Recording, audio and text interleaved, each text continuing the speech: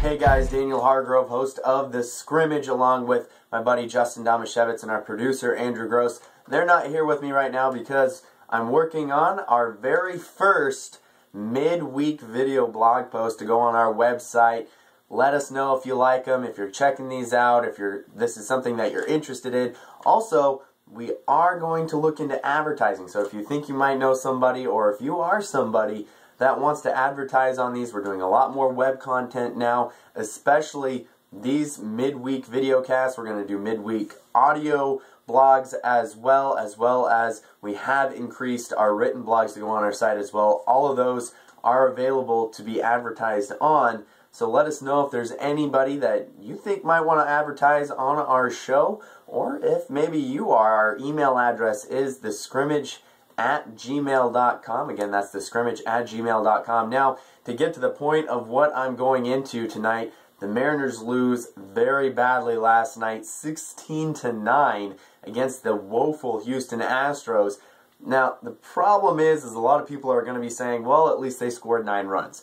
Now, we have seen this a lot in the recent years for the Mariners. When they get blown out, they score some runs in the end, and people get a little bit excited about that. Now, I know it's good to find something good in these terrible losses, but at a point of a blowout, when you're down 16-2, 16-5, whatever the score was, pitchers are going to change how they pitch. They're going to start working on different things. They're going to start pitching more to contact, trying to get quick outs.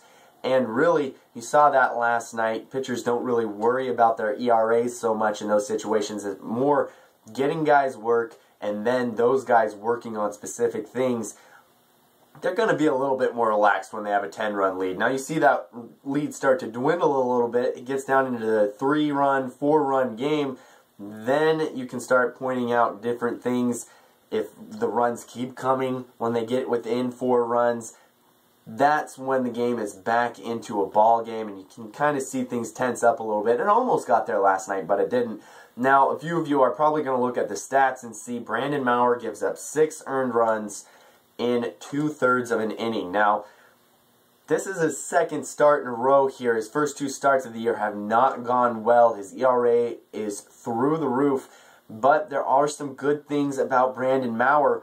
We just really didn't get a chance to see him last night. Now, I kind of went through his pitches and what he was doing, try and get a little bit of a breakdown. Now, the leadoff batter, he was throwing well.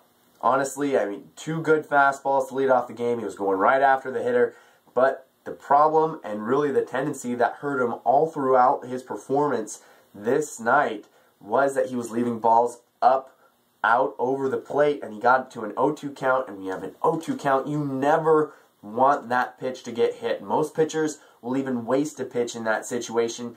He was trying to do it. He was trying to throw a slider on the outside part of the plate, left it in and up, and Altuve hit it right back to the right side, did a good job of staying back on it since it was an off-speed pitch, but really you're expecting an off-speed pitch in that situation. You want that pitch off the plate, leaves it in, and it gets hit hard through the right side of the infield.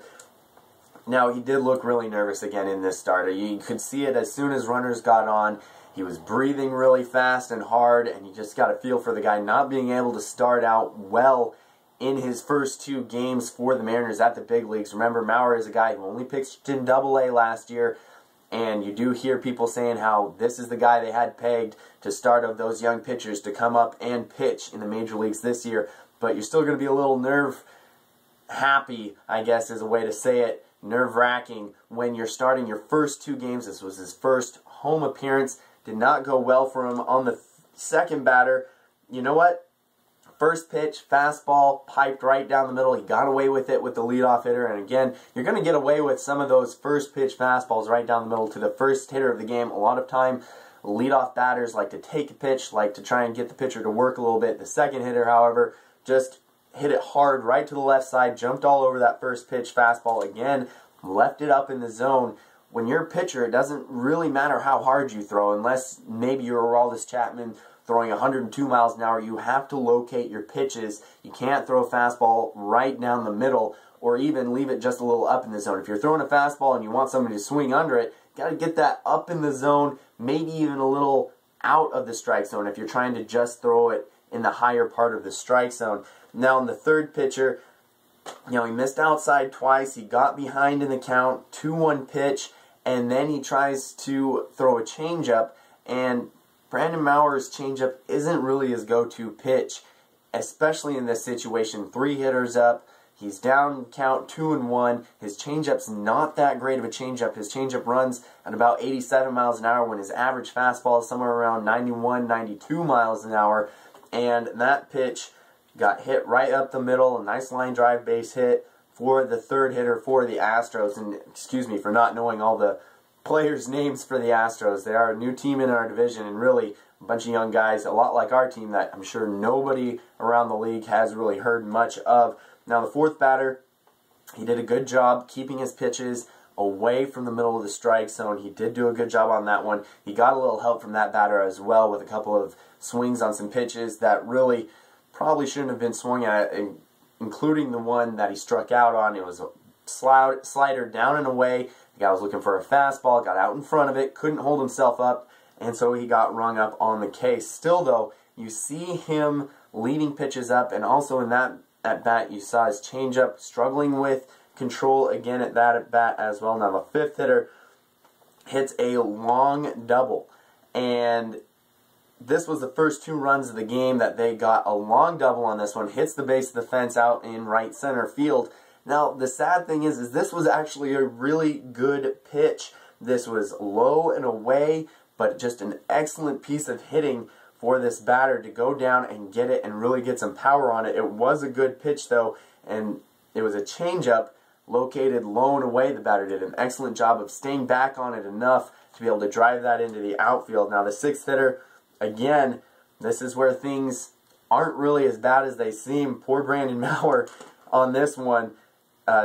He had thrown 9 pitches at this point, 7 of them for strikes. He's doing okay, gets another foul off. He's ahead 1-2 in the count, and he throws a darn good slider, and this guy lunges for it, barely pokes it off the end of his bat, but it does bloop in for a run-scoring single. Again, that was more of a hard luck at bat for Brandon Maurer. Then in the 7th hitter, he does an excellent job. Now this guy has really been struggling. I believe his name is Ben Wallace or something like that, but 13 strikeouts and 17 plate appearances or something like that for this guy. Struggling. He gets another strikeout on a good 2-seam fastball that was tailing away from the hitter.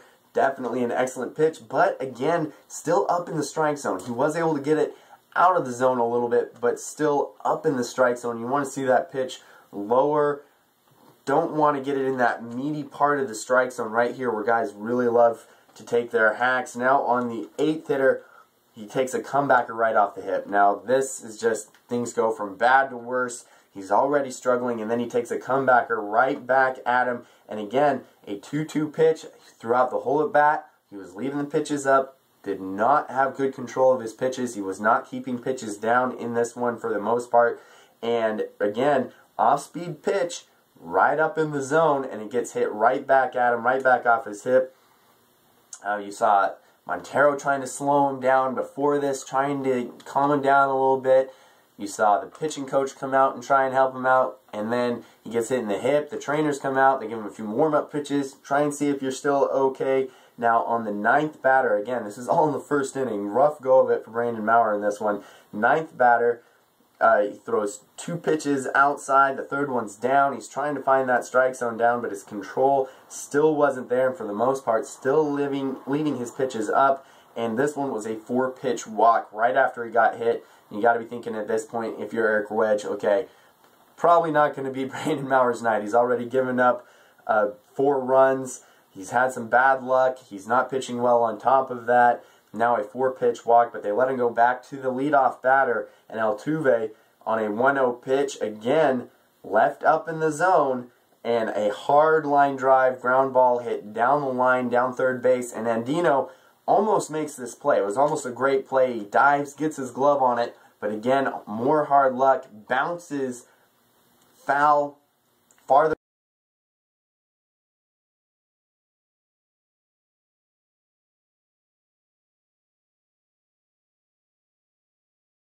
off of Maurer. Now, this is a game that got out of hand even more after that. The Mariners pitchers gave up a home run parade in this game, and Brandon Maurer was not one of the pitchers to give up a home run.